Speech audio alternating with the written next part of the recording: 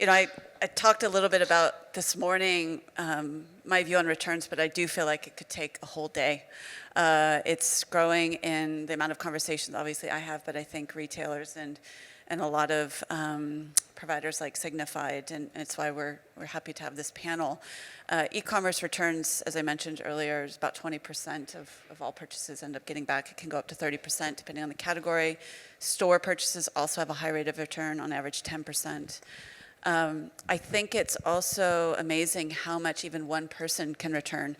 On average, 26% of consumers have returned more than 4 times in the last 6 months. So it's not going anywhere. The rise of e-commerce means the rise of returns, and that's continuing to grow. I think we're here to talk a lot about sort of the benefits of the right policies and seeking balance across when do you add friction, when do you not, how do you enable the right things for consumers at the right time. And I think that's the key. I know that there's a significant amount of people who abuse the system because it's just easier that way. As I mentioned, about 65% of people are freely admitting they're abusing policies. But 40% of those, if it's simple, won't do it. And not only will they not do it, there's potential to actually add to your revenue. So if you say offer home pickup, that's a convenience fee, a feature that people are actually willing to pay a fee. So you've turned some potential abuse into a positive customer experience that can drive revenue. And those are the kinds of policy differences that you can make that have a huge impact, not only on your bottom line, but lifetime value of a customer. And we'll hear more about how Andy has been innovating and iterating at Samsung along those lines, in addition to getting the right experience out to the right consumers. And Gayathri will talk to us more about Signifyd's fraud identification capabilities and helping the right policies be targeted and implemented accordingly. So very excited to kick it off today here. We'll start with you, Andy. Samsung is a big company, lots of locations, lots of product types. Yes. I'd like to first understand, how does Samsung think about returns? What is your return philosophy, and how has that evolved since you've joined? Okay, so Samsung, first and foremost, we're always talking about CEJ, which is the customer experience journey.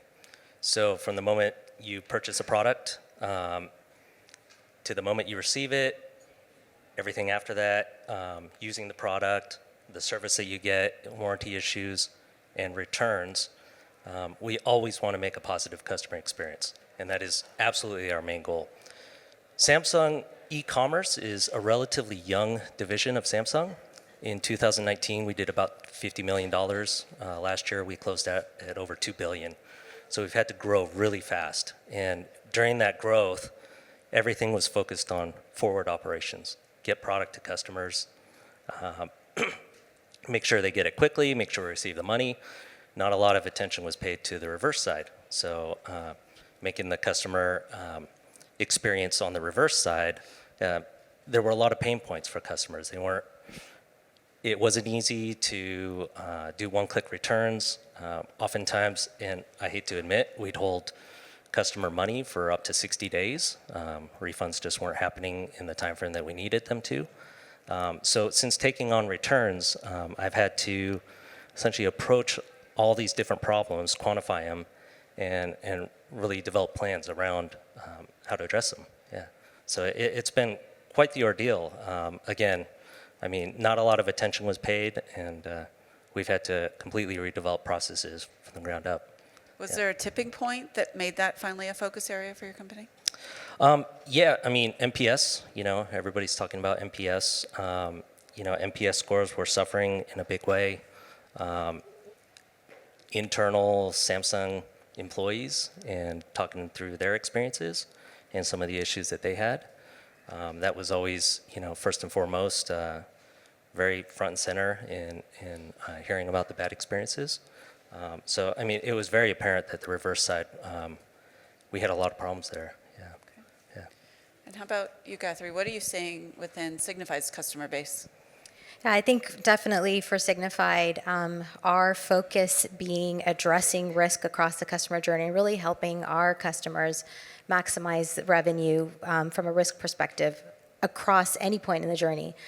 Abuse is a big problem. And so, Kelly, you mentioned 10%, and that's exactly what we're seeing in our customer base. That number does vary based on what category you're in, what vertical you're in, but on average, we are seeing that about 8 to 10% is abuse. And really the challenge that we are seeing a lot of our customers face is you want to delight your customer, and you know that returns is critical to that experience. I mean, how many of you here have returned something in the last couple of weeks or in the last few months? I'd like to see you. How many of you would say that experience was great? Yeah, not a lot of hands. And so if you, a lot of our customers are trying to get to that Amazon experience where you get that refund pretty quickly. But I think Raj talked about being fearless, right? Kelly, you mentioned it again in the panel this morning. As long as there's abuse, being fearless is difficult. And so returns abuse can take a lot of forms, varying levels of sophistication by different scammers and fraudsters. So you see simple things like putting a rock in a box, or switching out a lower value item for the more expensive item you ordered to get a refund. If you are in a vertical like beauty and you don't take makeup back, right? Once it's opened, you're not taking that item back, and so you say, hey, keep it. And we'll give you the refund. There's a lot of abuse there because you can call in and continue to return things and keep your makeup for free with the refund. Fraud gets even more sophisticated when you get into like label manipulation. There's even fraudsters that operate with like disappearing ink on labels. So once it gets on the truck, right, the label disappears, and now you can't deliver it. And now you call in and say, I sent my return back, you didn't get it. I want my money back, and the merchant has no option but to refund. The challenge with all of this is that Signifyd, we were predominantly in the payments fraud space, and that's very black and white. There's a bad guy that stole a credit card or stole someone's account information, and they've made a purchase. It's really easy to make that decision. But when you're talking about returns, these are a lot of times good consumers, and they're just trying to bend the rules just a little bit, and they're not sending that package back on time. It's Narvar's research, I know that you shared with me, where they feel that they deserve it. They're like, oh, they're big enough, they make enough revenue. I've shopped with them for years. I deserve a little bit of a kickback here, right? I'll bend the policy slightly. And so it goes back to what Raj mentioned this morning about that risk versus reward. And how do you really figure that out when you have good consumers potentially just bending the rules a little bit, and then how do you know when someone's truly abusive and you want to stop them up front? And Signifyd ran a survey recently where 24% of the survey respondents said that they had done this, that they had sent back an empty box, or they had sent back a lower value item just to get a refund while keeping the item. That's 24%. That's huge. That's a lot more than the criminals that are out there stealing credit cards and operating on fraud. Abuse really is a wide range. I mean, you bring up wardrobing. I think we've seen about 25% of abusers do that. And wardrobing, just to be clear on terminology, we differentiate from bracketing. Bracketing is buying multiple sizes of something. You're not really sure what you might want. Wardrobing is a specific intent to use it once or twice. No harm, no foul. Send it back. So. Another fun fact, those who have identified as male in our survey versus female are actually more likely to wardrobe. And this is a worldwide phenomenon. We found our most frequent wardrobers are those in the UK. So this is a universal problem. And it really is about a balance between reward and risk. So Samsung, I'm sure, faces these issues as well. How do you balance that in your policies? We do. So, I mean, back to the CEJ, right? We want customers to have a good, positive experience. So we want to have lenient policies, right? We want customers to be able to not feel bad about returning products, at least the good customers, right? But as we were talking about fraud and abuse, that's become such a big issue. And we were able to quantify it internally. I mean, we've quantified it as what we can measure at about 5% of all returns are fraud or abuse. But deep down, I know we're selling it short. It's probably more along the lines of 10 to 15%. And so quantification has been really tough for us, and that's something that we've leaned on partners to help us solve for. Yeah. What do you think about the overhead, essentially, of processes and integrations to identify and solve this versus, sort of trusting? Do you have a balance between processes and policies that you try to weigh? Yeah, I mean, we try and have strict policies, right? Especially for any of you customer service people here. You guys love handing away money, right? You love giving money back. And we oftentimes have to stop that. We have to have policies in place to meet our goals as a company, right? We have our revenue and contra revenue goals, and we need to have policies in place to stay within the bounds to be able to keep our doors open. But at the same time, you don't want to punish the good customers in the process. And so it really has been a balancing act in trying to find where that middle ground is. Do you have a way you've found that's best to communicate and set those expectations with your consumers? Yeah, so like everybody else, you have a FAQ page, and that's where all the information can be found. We also learned that customers don't read that page, and they try and initiate returns, or we have higher customer contacts, which also add expense.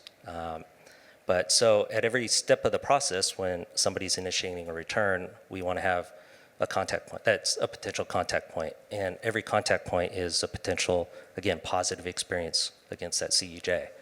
And so we've developed our processes to, at every step of the process, make sure the customer is contacted, make sure that they understand what the expectation is, what the timing expectation is, and what the next steps are. And then on the back end, obviously, we're hitting them with surveys and trying to understand from an NPS perspective what their experience has been. Yeah. Okay, thank you. And from your perspective, what does a best-in-class returns experience look like? Yeah, we definitely have a lot of deployments that are more sophisticated than others. But really what it comes down to is you can't have a one-size-fits-all policy.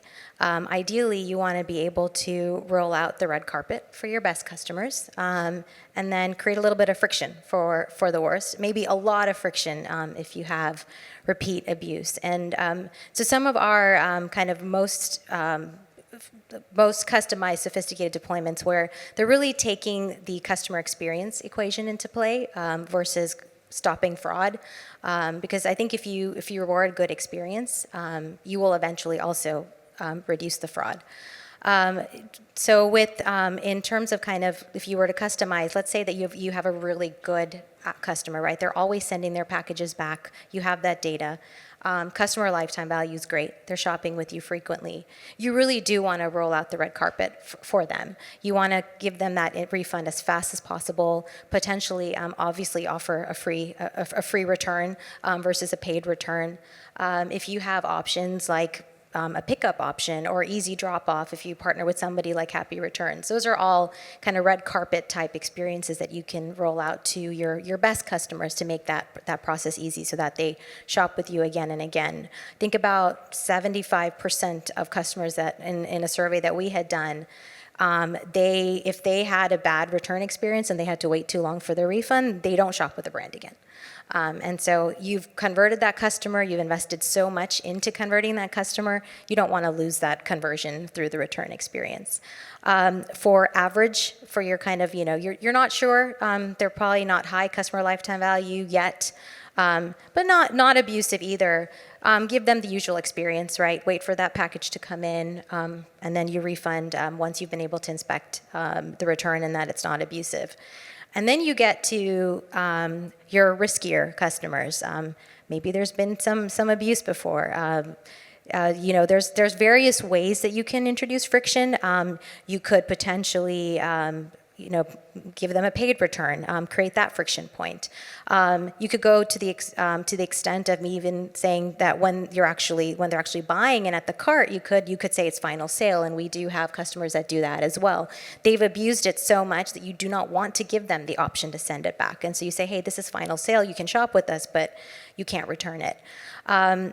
In the refund situation where they're taking advantage of customer service and they're calling in on saying, you know what, this I didn't receive this item, or this is damage, it's not what I purchased, you can introduce friction, like ask them to send a picture, right, of the item to prove to you that it's not actually what they ordered or it's damaged. It's okay to say, hey, you know what, you didn't receive the item, call up your carrier, call up your credit card company. I mean, at that point, if they're that risky, and you push them to a chargeback, because you can probably recover and win that through that means as well.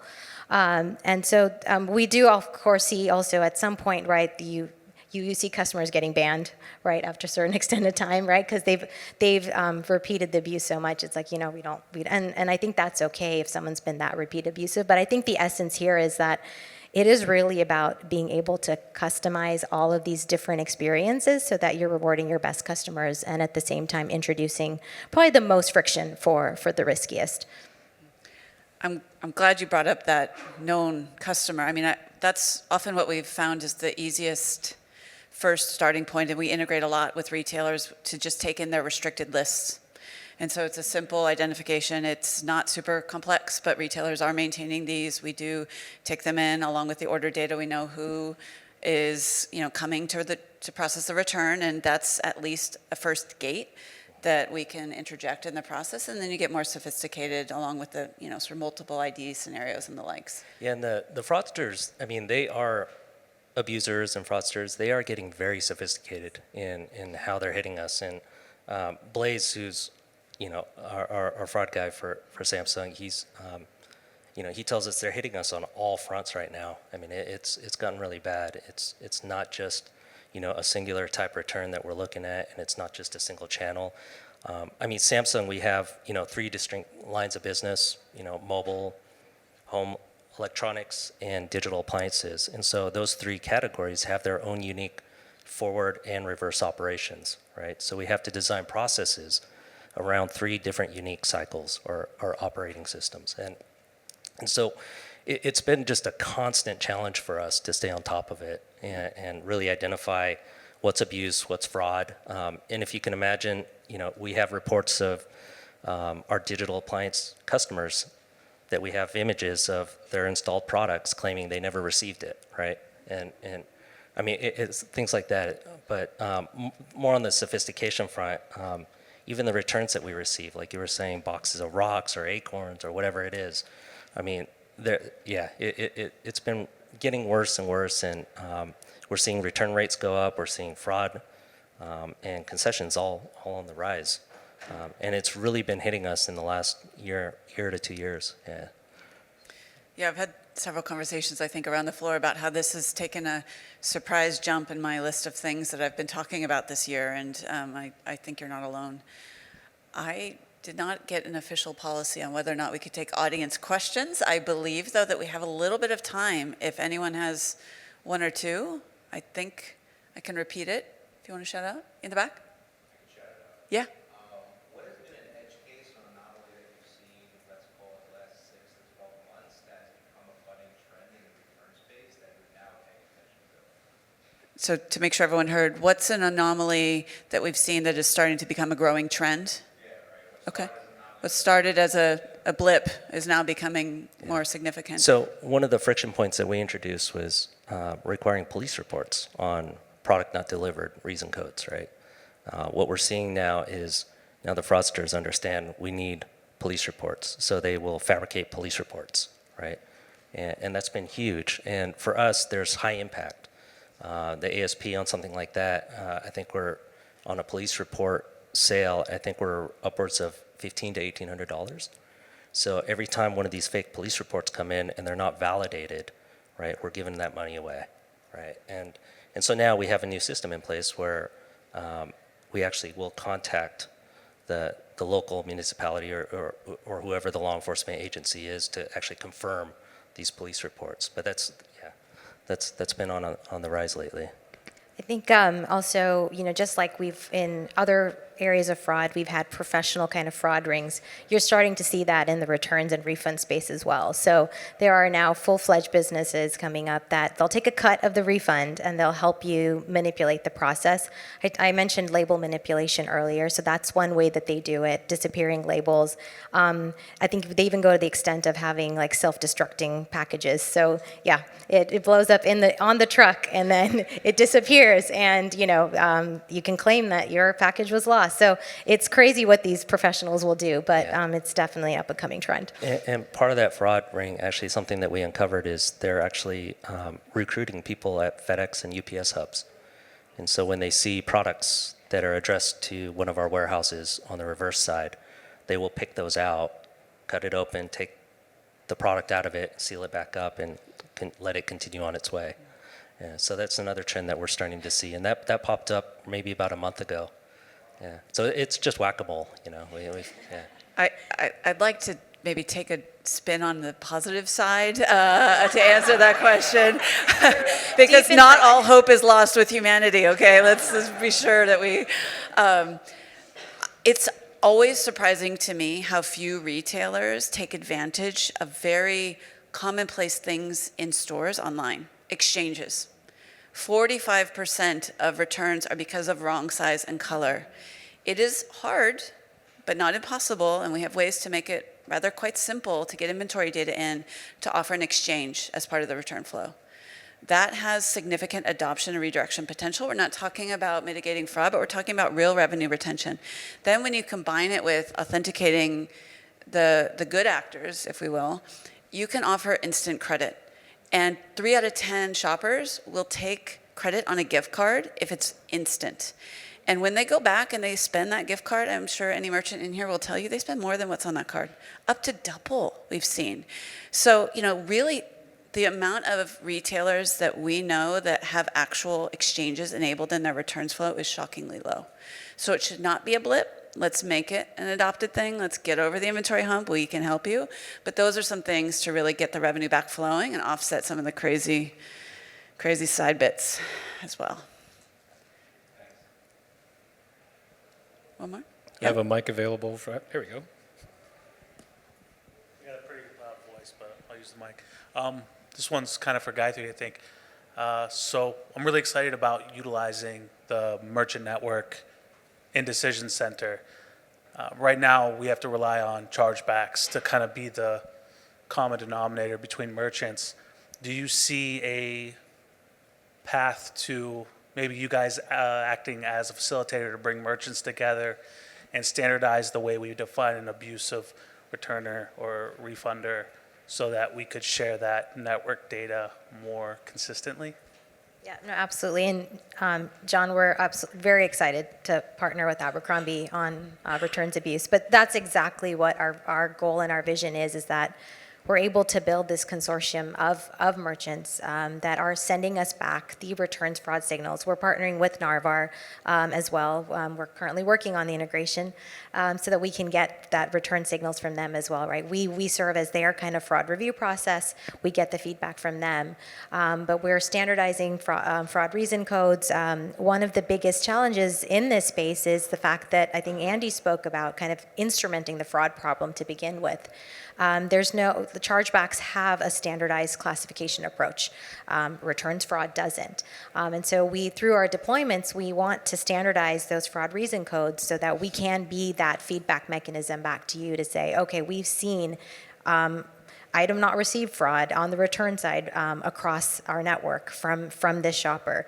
We've seen rock in the box right across our network. And so that's absolutely our goal, is to build that consortium and then be able to share that with everybody in our network. Thank you. Maybe last question?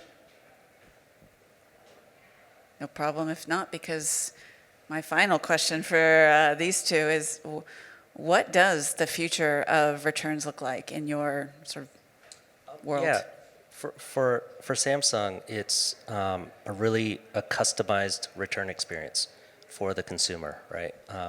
Every consumer prefers to do business in a different way, and we want to offer a very customized return experience. As I was talking about, we have the 3 distinct lines of business, and And within that segment or within each one of those categories, the customer segments, they all want to do something different, right? And so we have to design our return processes to be customized to the end user. Again, the customer experience journey, right? We want that customer experience journey to go end to end from the moment they purchase a product and have a positive experience to the moment they get their money back if they have a refund. And we want to make it easy and have a positive experience. So. Yeah, I absolutely agree with Andy. I mentioned that earlier as well. I think customization is going to be key in this space. Being able to roll out the red carpet for your best customers. I think that returns is much more a customer experience play. You want to solve for the fraud, but if 10% is bad, that means 90% is good. You want to be optimizing for that 90%, not the 10%. And so that's where I think the future really lies in being able to really predict the risk versus reward when you're processing a return. Raj mentioned that exact concept this morning in terms of like the identity and intent in a network. And being able to say, okay, maybe there's some risk involved here, but if the reward is greater, I'm going to roll out the red carpet. And so I think that's really where the future lies, is the data and the tools and new technology in machine learning and AI. Kelli, you mentioned an instant exchange experience. Powering that with that risk versus reward equation is going to allow you to be able to do that a lot more effectively. Absolutely. All right, well, we are at time. Thank you, everyone. Thank you very much, Andy and Gayathri.